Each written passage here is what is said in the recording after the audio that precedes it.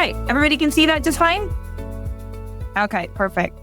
So today we're going to talk about calculating proficiency and growth with your AASA data. I know that the scores came out like the day after our school got out, and I was sending everybody their scores and calculations and going over it with the board right away. So not public data, but it is really nice to have that heads up. And that is why I wanted to share this information. So these are the reasons I start calculating my own. One is so you can immediately see where your proficiency is. As soon as those scores come out, you can share those with your staff. You can share those with your board. Again, not publicly, but you can share that information. And then for the growth scores that come out a little bit later, when they also send out your calculations, you can check for any errors. Like I have seen some errors in my data sheet already. And whether I'm going to submit an appeal or not is just if it would change my A through F letter grade. So just having that information to know, is this something we want to address or just let it go and wait for another year? So they just updated their business rules. The one that's posted, it still says the draft edition. But here it is for the 25-26. And there are some changes that will slightly affect your A through F grades that are different this year than prior years. And who knows, this might be the last year that we are using this system. I don't know if you saw that the Auditor General report came out for the A through F system, and they're very upset that some schools with high letter grades have very low proficiency, and they would like to see that changed.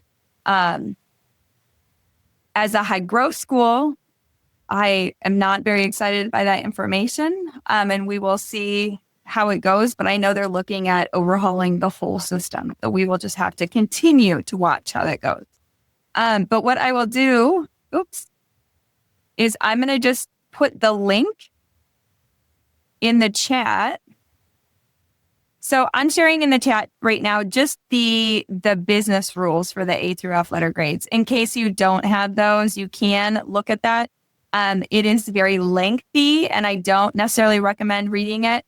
But we will just keep moving along. But if you want your own copy, you can take a look at that right there. Then on this screen, I'm just sharing an example of the calculation for the proficiency. And I know I have shared this before. Trying to see. It looks like the bottom's getting cut off a little bit. Is the bottom getting cut off a little bit on your screen as well? Or can you see the full screen? All we can see on the bottom is a row that says ELA and then the data. Okay, perfect. That's fine. That's the bottom right now. So this is where I take the data right as soon as those scores come out. They will send you these sheets. So this is our actual sheet for 2026. I have redacted all of the student information, so you cannot see the student information because I know this will be posted on the NAU Rural Resource website as well. But this is just our fourth grade ELA report. And I did pick it because they did pretty well, which was pretty nice. I mean, we're a school with a lot of poverty. We're a school with a lot of English language learners. We're at 59%. A couple of them tested out. We'll go over that in a minute. But so this is just our actual data from this year. And then in the spreadsheet, let me copy the link real quick.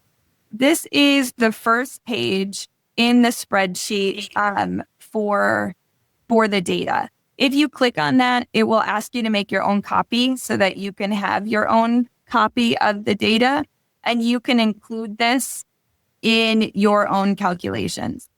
So the bottom row of numbers is our actual information. So in our report, we had 13 students who took our test and had a valid score.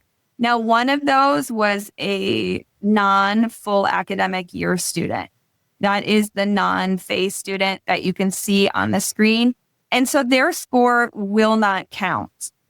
If you look at your data sheets that come out in the accountability system that Arizona Department of Education puts out, you can look at that big lengthy spreadsheet and it will say if the students are FAE or not. So if they are full academic year, it will have a 1 in the column. And if they are not full academic year, they will have a 0 in the column. And if it has a 0, they will not count toward your score. So for this example, the light gray band is our student that came in like February, and they're not counted in our proficiency score. So I just kind of grade that one out, and I am not including that one in my calculation.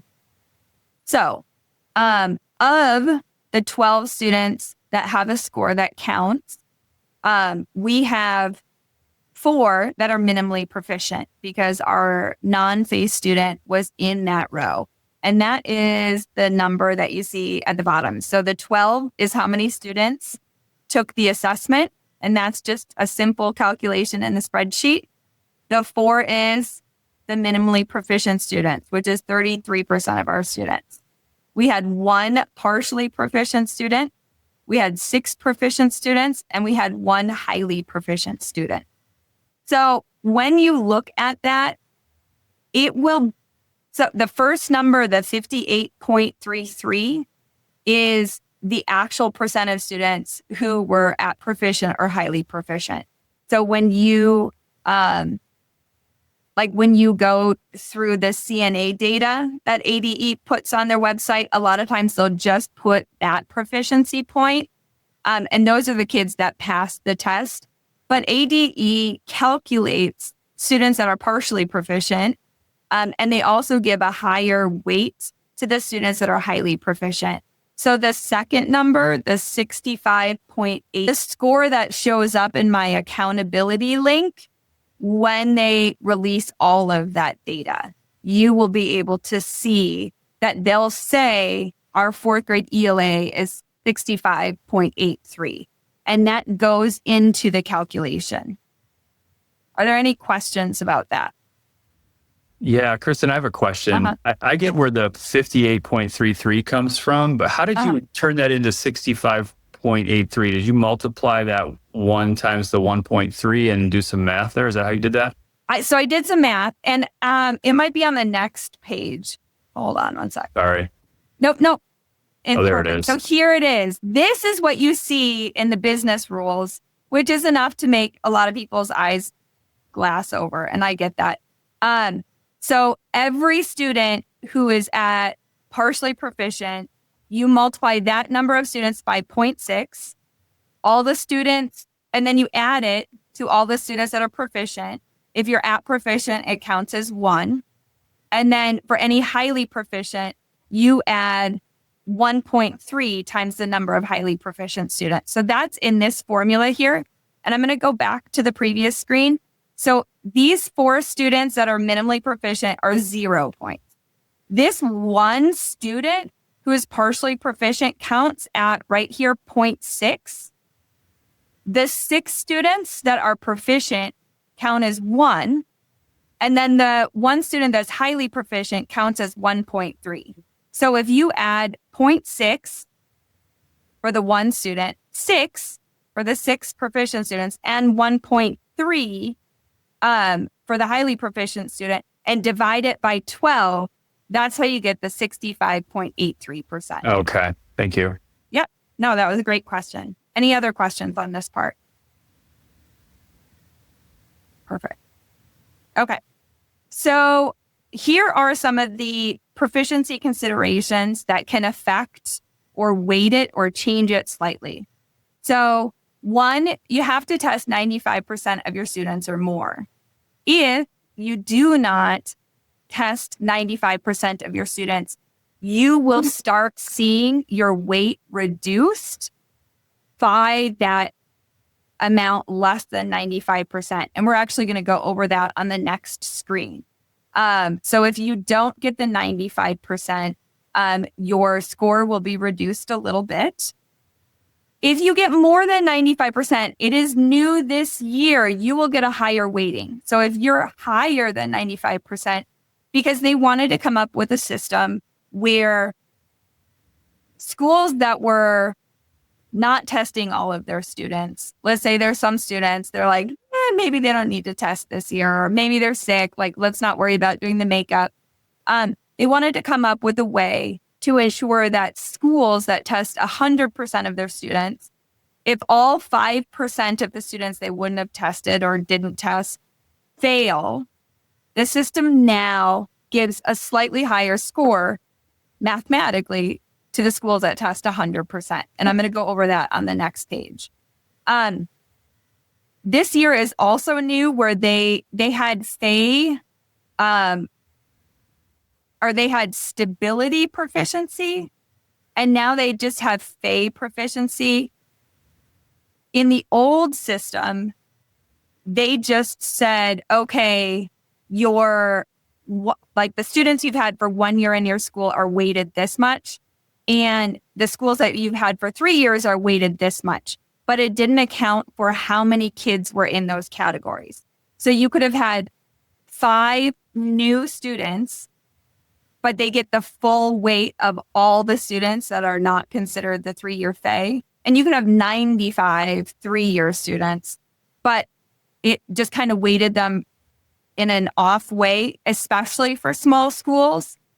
So this year they're weighting each of the students individually. So if you have a student that you've had for 3 years, they get a higher weight than the student you've had for 2 years, and they get a higher weight than the student for 1 year. Now, that one is really complicated, and you really have to know a lot of data for that one. So I would just recommend sticking with this proficiency method, which is calculated out in that spreadsheet, because ADE is going to give you the higher score. So you're going to either get your just straight proficiency or this FAE proficiency, whichever score is higher is the one that you'll get.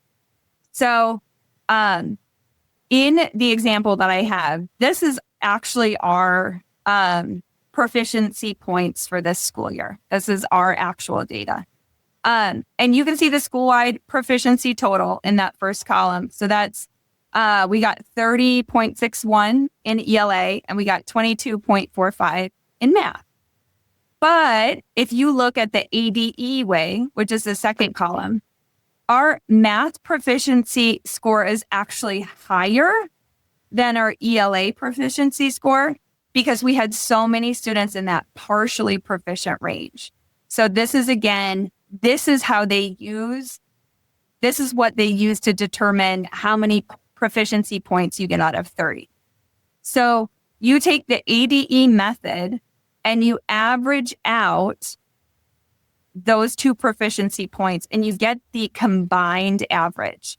So if you put 42.86 and 47.5, 55 and average them, you get 45.2. And then that 45.2 is 13.56 points of 30 points. So does that make sense to everybody? Or do you need a clarification? Nope. Okay, perfect. We will move on. So this is new this year. And this is really interesting. So this is that method where I was telling you, if you test more than 95% of your kids, it will actually give you a higher multiplier. And they call this, I can't remember what it's called. What is it called? The percent multiplier. So this is a new mathematical formula that they added in the book this year. And this is the percent multiplier. And so what you can do is you can follow this formula, which is how many students you tested in ELA, how many students you tested in math, and you divide them by 2 times 0.95 times the number of students you had enrolled in the testing day. And so we had 60 eligible students. We had 57 who took the ELA test. We actually had more, but we got like one of our students came back and said that they didn't have a valid attempt. So they don't get to count. They're just like, nope, they didn't have a valid attempt. Well, we tried to make them take it. That's all. I don't know. So we had 57 students who took the ELA, 58 who took the math. So 57 plus 58. And then divide that by 2 times 0.95 times 60. We had 60 eligible students. And then our percent multiplier is slightly over 1. If you have exactly 95%, your percent multiplier is 1. If you have anything between 95% and 100%, it's going to increase your multiplier. So then you can take your points out of 30, your proficiency points out of 30. So you get the 13.56. And I have the multiplier now. It's slightly more than 1. It actually raises it up to 13.67. So if you get 100%, you're going to actually have a higher proficiency out of the 30 point. Which is, I mean, it's a lot of math too. But that is how you can get even slightly higher through that section. And that's how you calculate your proficiency. Are there any questions on calculating the proficiency? So in the spreadsheet that you got, all of the math is in those cells so that you don't have to figure anything out, but it does not figure out your percent multiplier. Because in the spreadsheet, it doesn't know how many students tested and how many were eligible. So that is something that you can look at your testing data in the accountability system that ADE puts out. And there is, I think it's called testing window. And if there's a 1 in the testing window column, it means that they were eligible to take the test. If they didn't take the test, then that is how they get reduced on this number. So like we have a student who does the MSAA, and it will say that they weren't eligible to take the test, but they were eligible to take the MSAA. And that's also in that spreadsheet. They contain a lot of information in that spreadsheet. But that's how you can see if they were eligible and if they weren't. Like we had kids who moved away last year before we started our state test, but they were here when the testing window opened, and that counted against us. So we had a family who moved away like the first week of testing, but we didn't test that first week. And so it dropped our testing requirement slightly below 95%. And I called up the state because I didn't understand. Well, this wasn't in there at the time, but it was a very minimal amount. It changed. It was like 0.1 point out of the 30. So yes, Jennifer. We had a situation where it was kind of the opposite. We had a student come in right as the ELA windows or the writing window was closing, but he was able to finish the test. Will that count against us as well? Or, I mean, no. It's great that they okay. So he was able to finish the test? Except for, I believe, the writing, because that was the one that opened first, right? Yeah. So what it will say is that he doesn't have a valid attempt, and it will count against your 95%. Which, okay. Yeah. But actually, it might not. I don't. Yeah. Because they weren't there on the first day of the testing window. Correct. I think he was there for like the math, or I think he was there for like the ELA and the math, like the reading portion and the math, but everything else had already closed. So then it should not count. It shouldn't count against us. Okay. It should not count against you. So thank you. Okay. No, great. Thank you. Dan, did you want to add? You were going to say. No, I was doing that in my head, trying to figure out if that kid would count. I don't think that they would, and they definitely won't count for full academic year. So their scores won't impact you one way or another. Should be good. All right. Thank you, Dan. Okay. So this is the growth calculation. And this is really fun to figure out, but I'm just going to go over a little bit of my tips and tricks. This is what the spreadsheet looks like. In the Google spreadsheet that you got, this is the second page. And I did this where you could have 12 kids test for ELA and math. I am certain many of you have more than 12 students. And all you would need to do is increase or add lines in between the scores on the side. So where you see the colored section where it says fourth grade ELA total and it has the red, the green, the blue. And then you have the fourth grade math total and you have the red, the green, the blue. As long as you add the rows in between those, it will keep the calculations correct. So just do not delete any of these sections. So even if you're only testing 2 kids, do not delete this component at all because it will change the calculations at the bottom of the spreadsheets. Okay. Does that make sense? Okay. To calculate this, you do need to wait for the full static file to come out. The static file that has just come out does not have the growth data. It looks like the growth data is about to it could come out around July 3rd. But if you want to practice with your data from 2025, you could go ahead and you could look at your growth data from 2025 and use this to just kind of get familiar with the spreadsheet.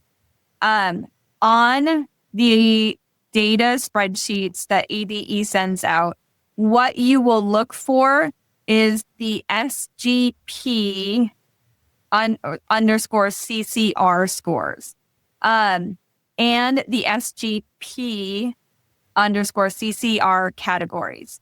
So the SGP CCR scores are the percentiles. The SGP stands for student growth percentile.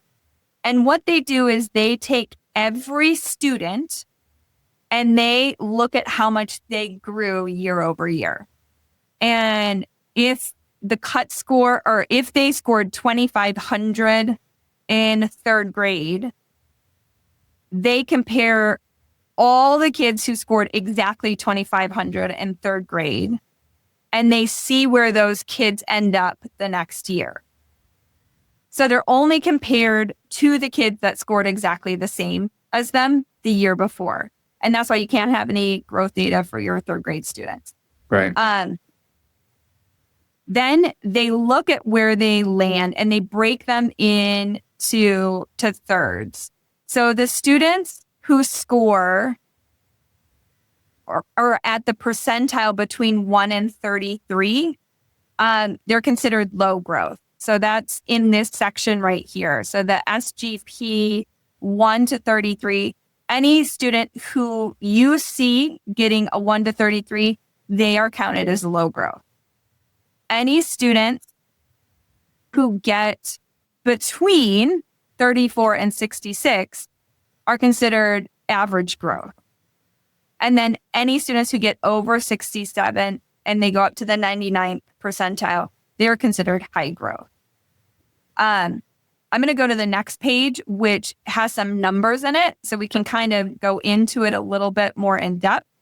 But I do recommend, I have on here a tip to use a Google Doc tally chart. And I just made a little tally chart because when you're filling this out, the calculations are too complex because it's if they have low growth and their prior year performance is a 1, 2, 3, 4, then they get this many points. It was too hard for the Google spreadsheet to figure out, or it was too hard for me to figure out how to have the Google spreadsheet calculate it because it was if then this, if then this. And it was just a little challenging. If any of you know how to do it, feel free to doctor this up and we can share it back out. But I make a little tally chart, just a PDF, so that when I can look through the students, I can tally. And then when you enter the data over here, it will calculate it all for you, but you just need to see how many students are here, how many students are here, how many students are here. And once you have that tallied up, you can put the actual numbers in and it will do the math calculations for you. So I'm going to put the link to the tally chart. I mean, these are just copied from this, but I just print this off and then I go through and I hand tally it as I'm figuring this out. So, okay. So here is the data and what it looks like. There is a note at the bottom of this page that you can't see, and I'm sorry to say that. I can't even see it on mine. But what it's saying is that I am only showing you our 8th grade growth from last year.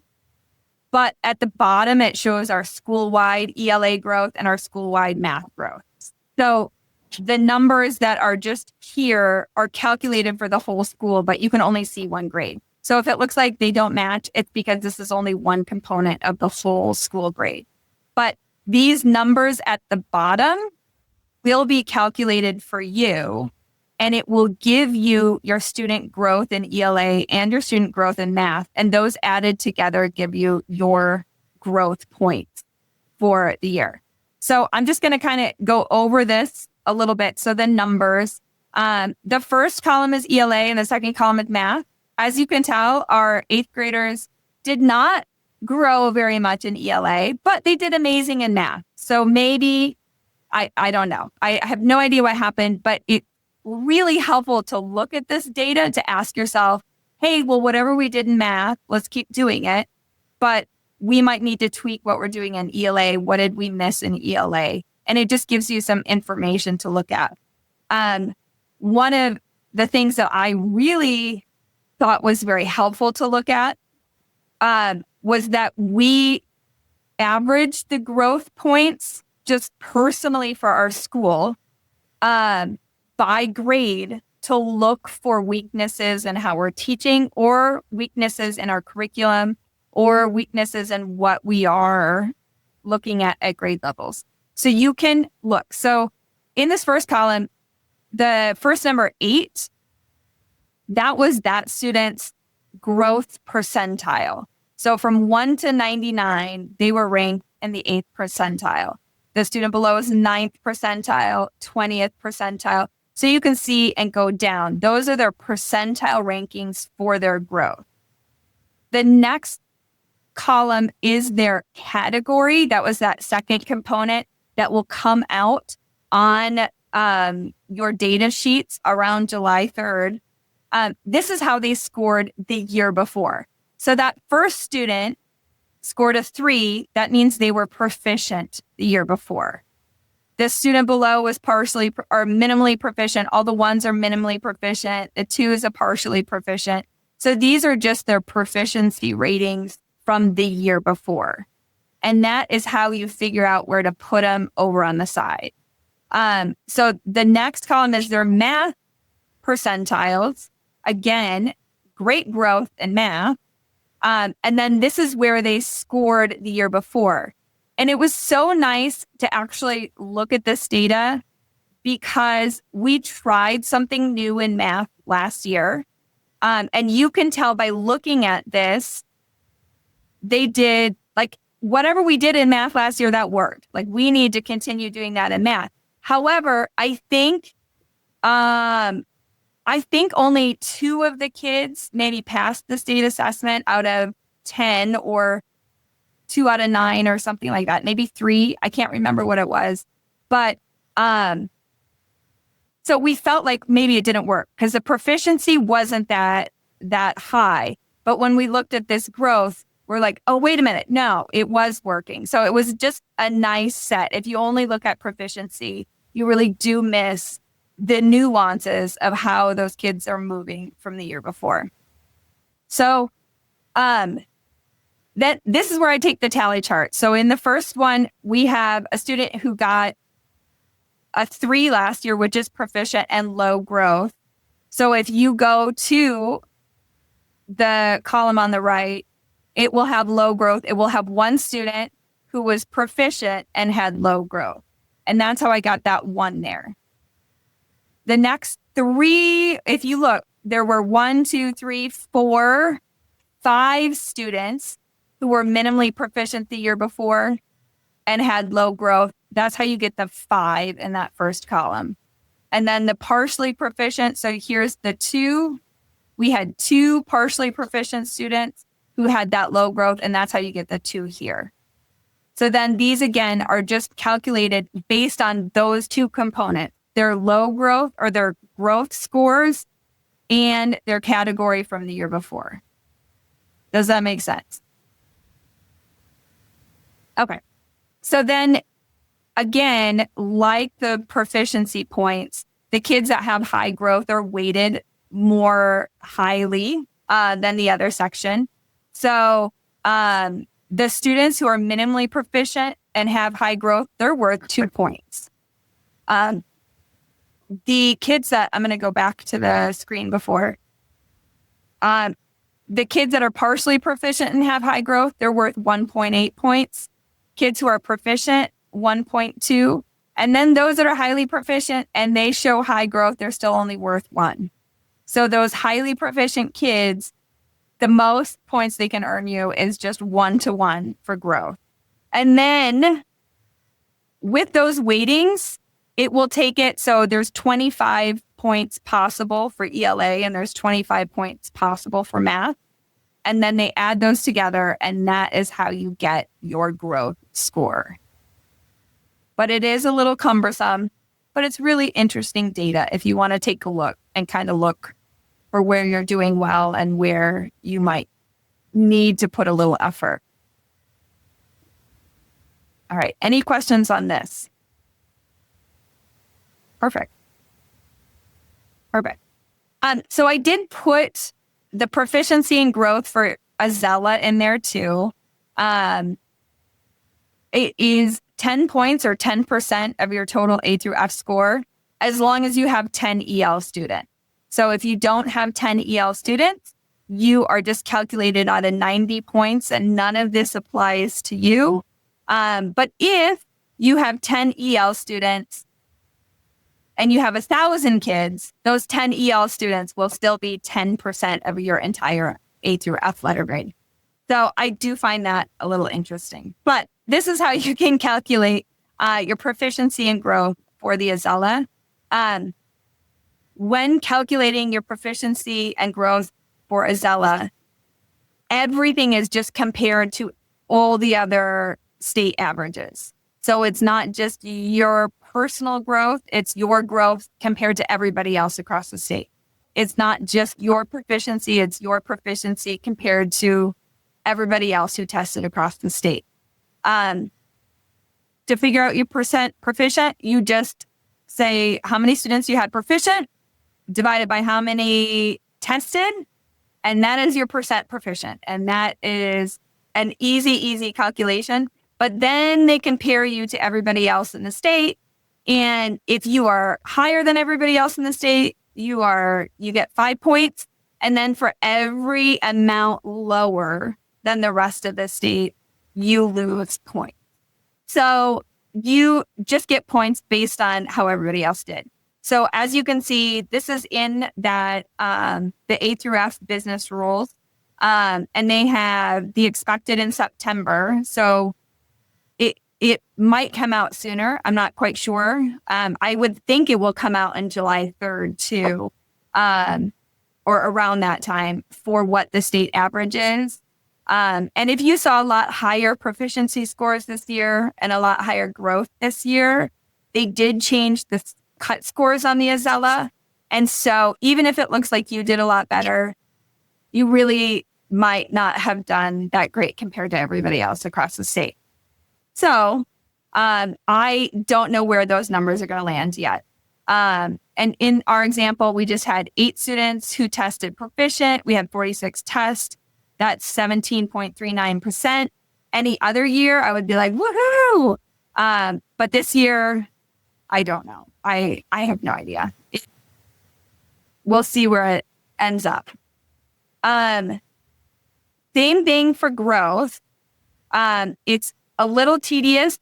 I just look at our roster. Like I'll look at our roster of students, highlight the EL kids, and then if they were in an EL category and they move up 1, they get 1 point.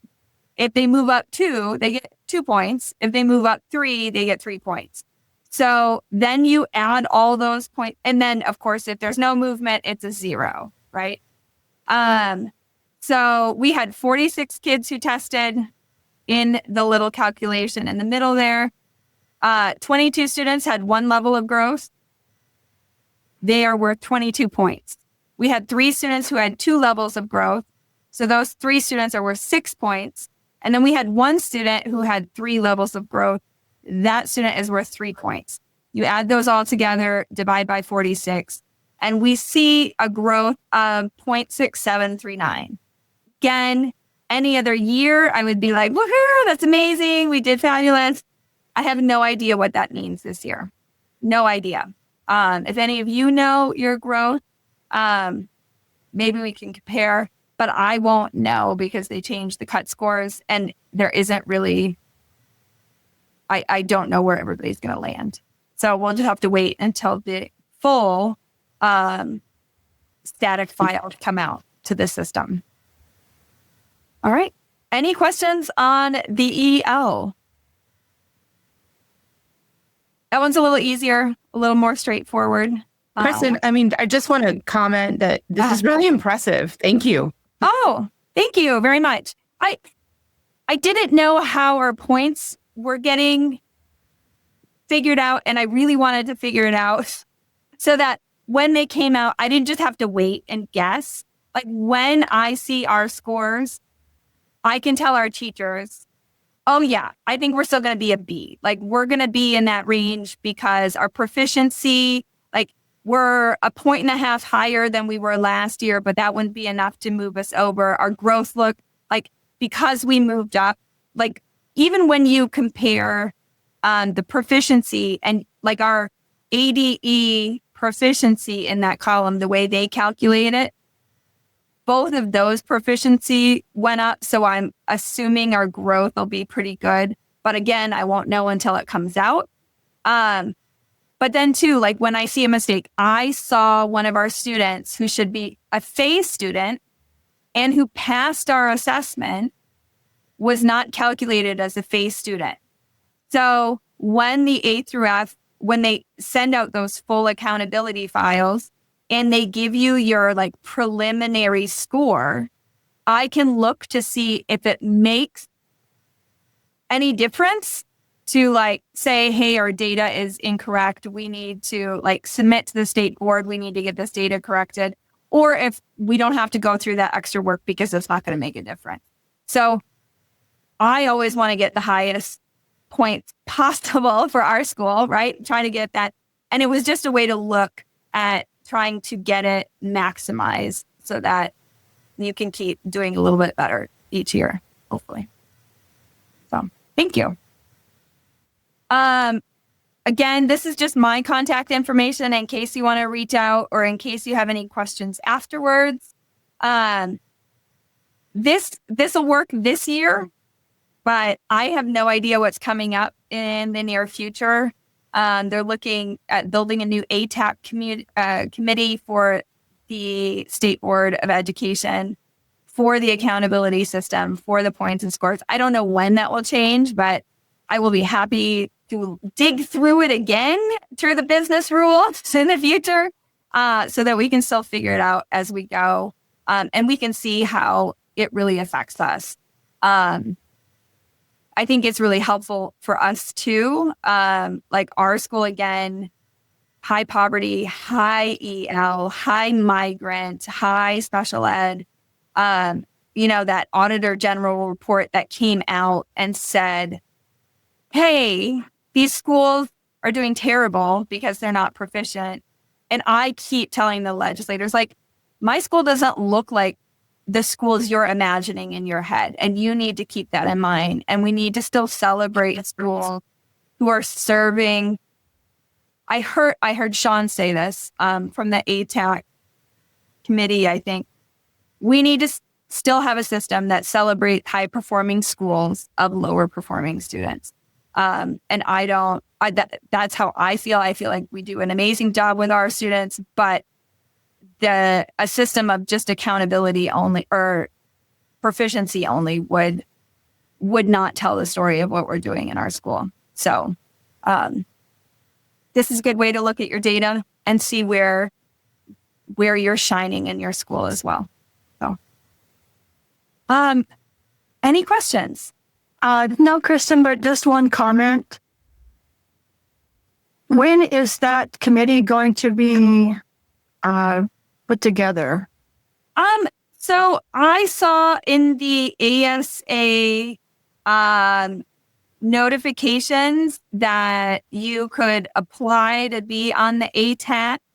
And I did apply because I do find it interesting. And I said I really wanted to take a look at the small school focus because in the beginning too, they made decisions that really harmed small schools.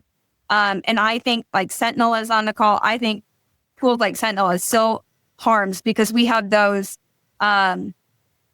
acceleration points that are really hard to come by if you're a small school, because you have to have a minimum of 10 students in a category in order to earn those acceleration points. It used to be 20, which was even more detrimental for small schools like ours. And I know we had to advocate to get it moved down to 10. And I want to make sure that we can kind of monitor how it's affecting some of the small schools in these situations. But when I applied, I never heard anything back.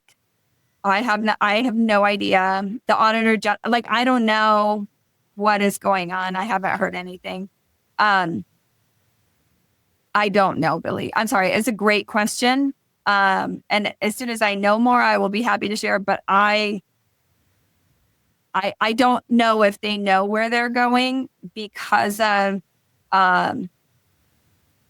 the push going towards proficiency. And I saw in the report that they might do like you get a grade for proficiency and you get a grade for growth, which again I think is terrible. And I hope that doesn't come out, but because I just don't think it tells a full story. I agree. So, because I know our little school here is similar to what you're talking about.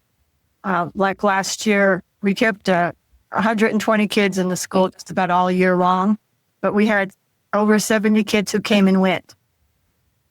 And we have a very high SPED population. So, we're doing fair in our growth, but our proficiency, and we've been losing kids to private schools and ESAs, the ones that are the more proficient or highly proficient. So, and the proficiency doesn't tell the story of your school and how your teachers are working with kids. And I feel that, Billy, I know like we've gotten a lot of new students coming right to us new to this country.